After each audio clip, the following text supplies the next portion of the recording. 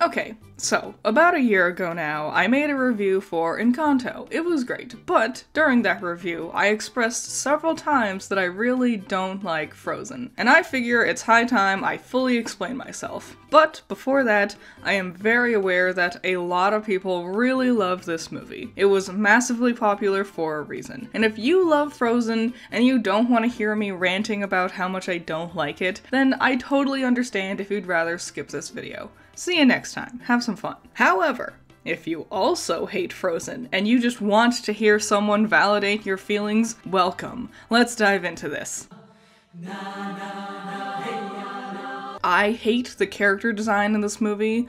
Oh my god, I hate it so bad. This is really a personal thing, but this super large-eyed, Barbie doll-esque, tiny mouth, tiny nose thing is just such an eyesore. Every single woman in this movie looks exactly the same. Between Elsa, Anna, and their mother, they look like the same exact woman, just with different hairstyles, and I really hate that. And to be fair, this isn't something exclusive to Frozen. Disney was doing this a bunch way back in the day. I don't like it with Tangled either, and I really hate it in Wreck-It Ralph too. Wow, you've taken all of your best characters and ruined them. Great. But it's not just our barfy Barbies that I hate. I also hate Kristoff. When Frozen was coming out, there was a lot of hubbub about, ooh, Kristoff isn't like your typical Disney guys. He's a thick boy. So rather than your usual svelte, conventionally attractive man, Frozen gave us a muscular but skinny-waisted, conventionally attractive man. Ooh, breaking new ground, wow. Beyond their character designs, there's also just weird little things that I really hate. They sure did go all out with their snow effects, and I will admit, it does look good. The snow and ice is 10 out of 10, which I would hope so, given this is the movie. But you know what's not? Every single fabric. It's all really apparent when Anna is doing her dumb singing wrapped up in the curtains, and Elsa's ugly cape. It just doesn't flow right, you know? And also, here's something I can't stand. When animated shows have unique animal companions, but they just act like a dog. If you want him to just be a big dog, have him be a big dog. Having him be a reindeer that acts like a dog is just stupid. Why go with something so creative just to go with the most basic thing that everyone always does all the time? I guess that's a little mean. It's not all of the songs, just all of them except for the one. The only song I actually like is the first one, where the ice cutters are singing about ice. It sounds great, and the lyrics also do a great job setting up the main themes of the film, discussing how ice is both beautiful and fragile, but also hard and dangerous. It is weird though that apparently one of these dudes is Kristoff's dad, supposedly. He's here with his father, presumably, but then his dad is, fine with basically just, abandoning him. Kristoff is desperately running after them all, and then just runs off and gets abducted by the trolls. So either his dad was negligent as hell, or Kristoff was just some random orphan kid that the ice cutters were letting follow them around. And, Kristoff still cuts ice, even as an adult. So I assume he continued working alongside the ice cutters? So what? I guess I'll go in order of the ones I liked the most to the ones I hate the most. Ice cutting song is my favorite. Next, people smell better than reindeer. It's short, it's cute, but you know what? I really hate it when Kristoff and Sven share carrots. I get it. He's supposed to be this gross asshole, but no, stop.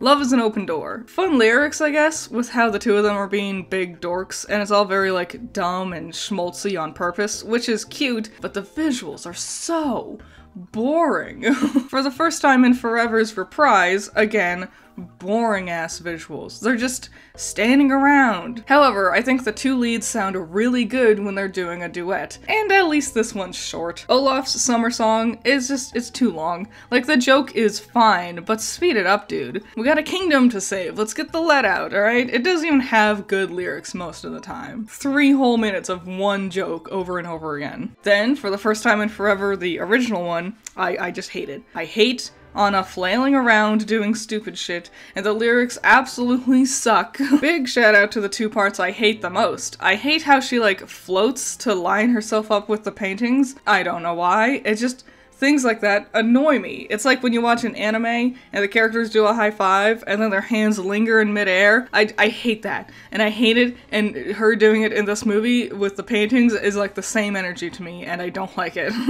And then this line. Wanna stuff some chocolate in my face. Chew your damn food first, bitch. God, I hate hearing people talk with their mouth full of food. Get your damn act together. Act like a princess. Do you want to build a snowman? More like, do you want to skip this boring song? I'm just like, not a fan of children singing in the first place. I'm sorry. I get it. They're cute, whatever. But their voices always sound terrible when they sing. Also, this song is just boring, and it takes too long, and the lyrics themselves suck. Do you want to build a snowman? Yeah, this isn't poignant, Disney. It's stupid. He's a bit of a fixer-upper, is one of the... I hate everything about the song. This is the last song of the movie, and you're gonna end it off with this garbage? First of all, the lyrics are dumb, because it's just expanding on that joke that Kristoff is a gross asshole. Oh, he's a big, disgusting jerk, but you should still marry him. Second, it doesn't sound good. All the trolls' screaming voices don't sound good together. It's not like a choir or a chorus, it's just noise. Third, Kristoff is like a gigantic liar. So like he meets Anna and he's all disgusted at the idea that she wanted to marry someone she had just met. Are you some sort of love expert? No, but I have friends who are. And he goes on several times referring to the trolls as the love experts, but then they just have the same exact mentality Anna has. She wanted to marry someone she just met, and then the trolls want her to marry Kristoff as soon as they meet her. How are they the love experts if they have the same exact ideas as Anna? And the timing of the song is terrible. It's right when Anna gets hit with the ice bullet in the heart, and she's in danger. But first we gotta waste our time dicking around with the trolls. Every single time I watch this movie. Every time I watch Anna slowly stumbling, her hands freezing as she loses her energy, desperate to save herself and her sister at the end, I always sit there and think about, have we just skipped the stupid troll song, she wouldn't be in this mess. But without a doubt, the worst song. Let it go, let it go. No! I viscerally hate this song so much. First of all, way overplayed. Fun fact, I actually heard the song for the first time on the radio. Back when the movie first came out, they were playing it alongside Christmas songs, and I heard it approximately 3,700 damn times before I even saw the film. It would play multiple times in one day, and once you hear a song every single day for several months, it really just starts to feel really grating and annoying. How did Ilse get all the way to the top of the mountain in a few hours? It took Anna and Kristoff 2 days, and they had to pass wolves and use a sled for most of it. And no, she didn't use her ice powers to help her climb up. She was still in the throes of her emotional breakdown. And the visuals are super boring. Watching her just build a whole castle is like really boring on a rewatch. I've never been a fan of characters just walking around in one place while they sing in terms of animated musicals. Also, she makes Olaf. And this is the excuse as to how he's alive and here in the story, and I think it's really weird how little emphasis this moment got considering how pivotal he is in the story. Now I can suspend my disbelief quite a bit. I can believe she accidentally created sentient life on a whim. I can believe that, despite suppressing her powers for years, she was able to master her abilities in a matter of minutes and create a gigantic castle in the mountain. But I'll be honest, I have a really hard time believing she was able to change her entire outfit through ice magic. Different neckline, different material, it's just... no. Ice magic can't do that. No. And last, I really hate Idina Menzel's performance here, because Idina Menzel is an absolute goddess when it comes to song. I listen to Defying Gravity on repeat. It's amazing. In Frozen, I don't know if she was just like pushing herself too hard, or if the note is dragged out too long, or if Disney's mic setup just couldn't register her voice properly. But she sounds like she's just wailing. Caterwauling like a cat in the back alleyways. It just sounds like shit. So yeah, All the songs are either boring or sound like ass. None of the songs help to progress the story or characters, except in the most basic of ways. They feel more akin like annoying wastes of time than anything to actually help the story. Like, in universe, a lot of things don't add up to me. I already mentioned Kristoff and his questionable dad. Magic is considered both a common occurrence and also something that's weird and crazy. When the trolls see Elsa and Anna as kids, Grandpappy says this. Born with the powers or cursed? Born. He says it like this is a common question. Like when you answer the questions they have at the doctor's office, you know? So that kind of implies that magic or people with magical powers are somewhat common in this world, but then everyone at the party acts like Elsa is some crazy witch. And yeah, it might just be that they're surprised their princess, who they've known for decades, had powers and they didn't realize, but I don't know. Also, why did Grandpappy choose to erase Anna's memories only? It didn't help cure the ice magic wound. It was just like an extra thing he did on top of healing her. They do it so like Anna wouldn't ask Elsa to use her powers anymore because they wanted to suppress her abilities. But what a dumb way to do that. It feels weird from like a writing perspective. Anna not knowing about Elsa's powers all along would have been fine, but she didn't need to have the memory wipe thing other than to set up the idea that they're not close anymore. Why didn't Grandpappy give Anna her memories back after she showed up with Kristoff as an adult? Also, they clearly have like housekeepers, maids, and chefs, and just like a lot of workers in the castle. Did no one else need to get their memories wiped? Why only Anna? Or had Elsa kept her magic hidden from them all too? Which I don't think so, because as a kid, seeing how much of a spectacle the girls put on while they're playing, I find it hard to believe that any of the castle workers wouldn't know about Elsa's powers. And then when she's doing her coronation, the like dude that gives her the things, he seems to be aware that she has her powers and stuff. Also, why doesn't Hans recognize Anna and Elsa? He recognized that the trolls has helped someone like this before, but he didn't realize it was the same girl? Everything with the girls being children really confuses me. It seemingly gets contradicted or ignored throughout the rest of the movie, making me feel like they really struggled with figuring out how to set up the plot and characters. Why doesn't Anna just leave? Like, she talks about being bored and lonely trapped in the castle, and she jazzed they're opening up the gates.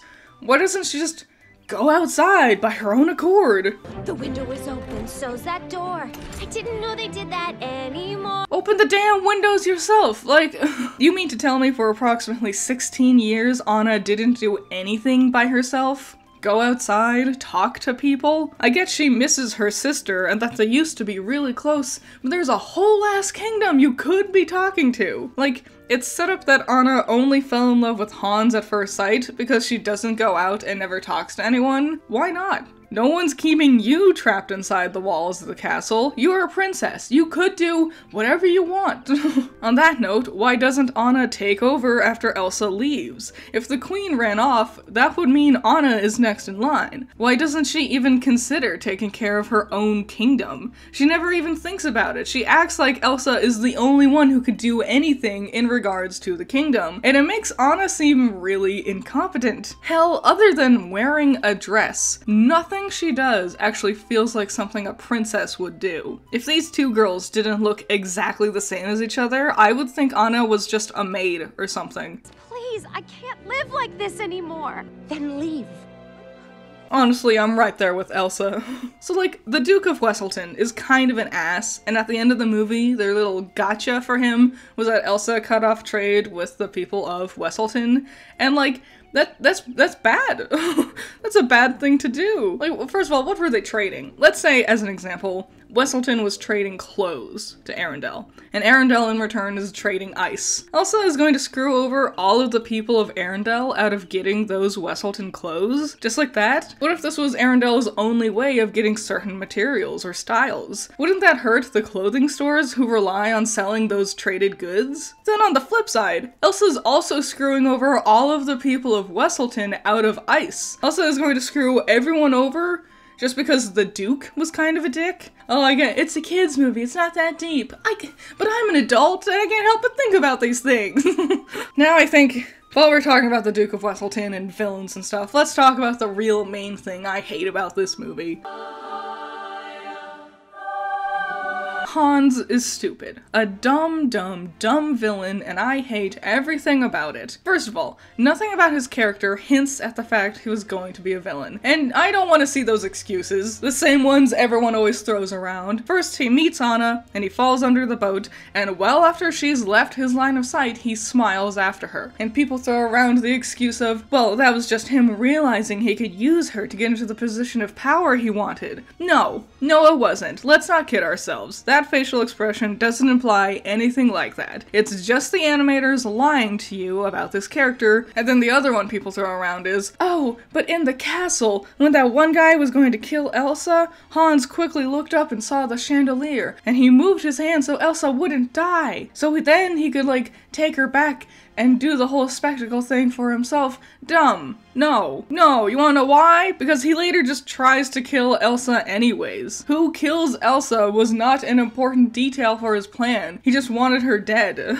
He tells Anna he's going to blame Elsa for Anna's death and kill her, which also he didn't know about at the time. If he wanted Elsa dead, he should have just let the dude shoot her with the damn arrow. It's just the story lying to the audience again, because he also pleads with Elsa to take back the frozen storm. Bring back summer, please. Why would he beg her to save the people of Arendelle from this storm if his plan was to take over anyways? If he wanted the people of Arendelle to hate Elsa and wanted her dead, why plead with her to save everyone? Hans tells Anna that it would just be so easy for them to get married into that position of power through her. But why tell her? Anna was still so willing to still marry you right then and there. She was begging you to kiss her. She would have married you on the spot if you had just said nothing. Why tell her the truth? Just to wait for her to die and then claim you two got married before her death? Why not just actually get married and then let her die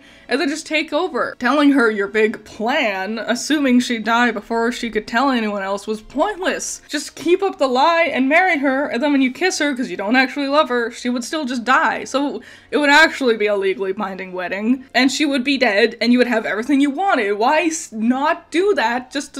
Why?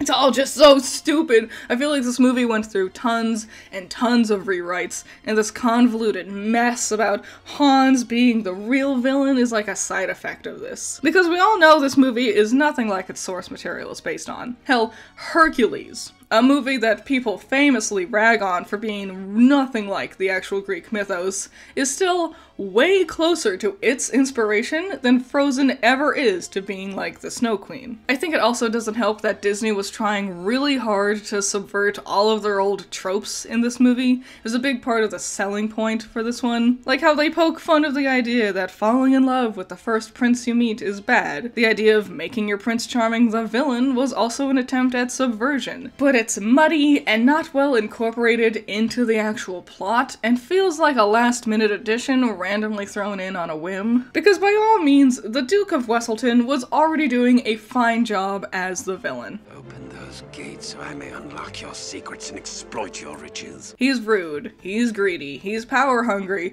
and he sends off 2 boys to kill Elsa. He's a fine threat for our heroes to face. The way I see it, the story really seems to be struggling with trying to make Elsa simultaneously the villain and also not the villain. Because in the original story of the Snow Queen, she is the bad guy, without a doubt. But just like those other tropes Frozen is trying to subvert, the evil queen shtick was something they wanted to do differently. We just couldn't escape the dead mother trope though, huh? The last trope they wanted to subvert with this film was the concept of true love. It's always some handsome prince kissing their heroine in order to show true love, and Frozen admittedly made big waves with instead addressing the concept of familial love. Sisterly love. Love doesn't just come from your partner, it can also come from your friends and family, and I admit it is a cool direction for the story to follow. Especially back then when the movie first came out, no one else was really doing this at the time. But that left Disney in a tricky situation where they needed an excuse for things to start happening, a thrilling conclusion for their story. Anna couldn't just quietly lay down and die for Elsa to weep over. That'd be really boring. There needs to be some action scene, a fight with a big threat. So suddenly, they needed a villain to pose a threat so Anna could sacrifice herself for Elsa, so then we could could have our big moment of true love for the sisters. But I think keeping it as a twist ends up just hurting the flow of the narrative in the long run. But also, I understand why they had to go that route. If Anna had realized beforehand while on her adventure that she loved Kristoff, then there wouldn't be that really big rush to get to the finale to try to save each other. I think it all just very unfortunately muddies the message they're trying to say. I think the story could have worked just as well, if not better, if Anna and Hans really did, quote-unquote, love each other. But then at the end, Anna gets back, they kiss, and it doesn't work. Because ultimately, they don't really love each other, they don't really even know each other. And that can't be classified as true love. It's just the start of something that could one day become true love down the line. Or Anna kisses Hans, and then it doesn't work, and Anna would have to come to terms with the fact that she loves Kristoff more. Yeah, she did like Hans, but after spending more time with Kristoff, she feels closer to him now, and she just didn't want to admit it to herself. But then if you still want that thing at the end with her sacrificing herself for Elsa, just make it the Duke of Wesselton instead, or one of his boys. Redesign the Duke so he's big, tall, and menacing. It really didn't have to be Hans. It's not a good twist, and it makes no sense in the story. It also just means we get stuck with basically no villain for 90% of this film, just for him to suddenly be evil. Because the way the movie presents these various topics, it mostly feels like it's trying to villainize the idea of having a crush on someone. Yeah, Anna and Hans jumps to, we're so in love, we're gonna get married too quickly for a healthy relationship, but the whole movie really makes it seem like the idea of having a crush is bad. I know what they're trying to go with is don't judge someone based on how you first meet them, because she meets Hans and she thinks he's great, but then he ends up being a dick. But she meets Kristoff and she thinks he's a dick, but then he ends up being great. I know that's what they're trying to go for. And circling all the way back around to Elsa and Anna, there's another unfortunate message this movie displays that I don't think it was trying to say, but I don't like it.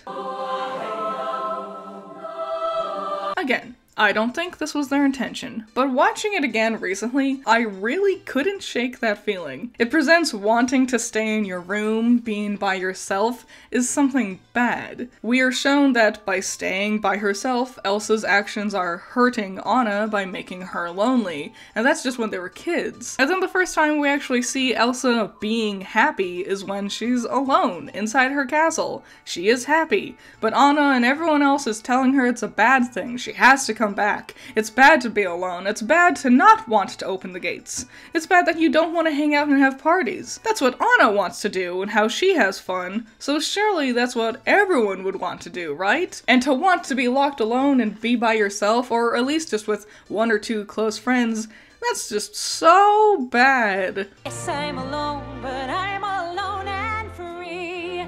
Anna goes and pleads with Elsa to give up the life where she's comfortable and happy because Anna doesn't understand how someone would be happy as an introvert. And what's worse is the story sort of acts like Anna is helping to save Elsa by convincing her to come back to Arendelle. Anna's saved her. She's not introverted anymore. She gets to go outside and be around people. As an introvert myself, I really don't like this ending, and I wonder if other introverts feel the same way as me. And again, I really don't think that's what they were trying to say, but it does come across like that, at least for certain scenes. And that's all what I really don't like about Frozen. The story is confusing, and upon further inspection, it just doesn't make sense to me, from how the magic of this world works, to Hans's twist feelings being forced and unnecessary feeling of the story, more focused on talking about how they want to subvert their tropes, rather than doing actually anything interesting with that subversion. And a bunch of songs I hate, and I just don't like this movie. But if you made it this far, thank you. I will leave you with my final segment to lighten the mood a little bit. Olaf is great. I think he's hilarious. A lot of his jokes crack me up still, like to this day. I still find Olaf funny. When Elsa and Anna are kids, I like the little touch that Elsa isn't wearing shoes, but Anna does, because the cold doesn't bother Elsa. Shush, I'm trying to listen. I love this mama troll. She's precious. I wish we got to see more of her. She's so cute. Seeing Rapunzel and Flynn showing up when they opened the gates was cute. I like Hans's horse. I like when Anna tells the guys to wait a minute and both Kristoff and Olaf start counting. That was funny. And yeah, that's about it. Thanks for watching. You like the snow? No. Can you say snow? No. I am so excited. Today is gonna be so much fun. It's fucking colder than a witch's tit out there! Shout out to my $10 patrons. You're all amazing. Nako, James Dodds, Cool Duck, Andrew, Ramiel, Valhalla Knight, Chamomile, Classy Critic, Sunny Shy, Azoth, Great Bar, Jake, Amber, Hype Man, Zero to Hero, Joseph, Scaring Crows, Not All That Evil, Messiah, Jacob, Virus, and Ben's Sketchbook. So yeah, my patrons actually voted for this topic, so I hope you all enjoyed it. It was fun getting it all out. These are things that I've thought about for years. Like, from the very first time I saw this movie, these thoughts have been inside me. And getting to just talk about them finally is just, woof, so cathartic. If you like Frozen, I get it. If you don't like Frozen, tell me about it. Even if you do like Frozen, tell me about it as well. What other things do you think about or disagree with? Was I wrong about anything? I feel like I was wrong about Kristoff. Any and all thoughts and opinions, leave them in the comments below. I'd love to see them, and I'll see you in the next one. Bye bye.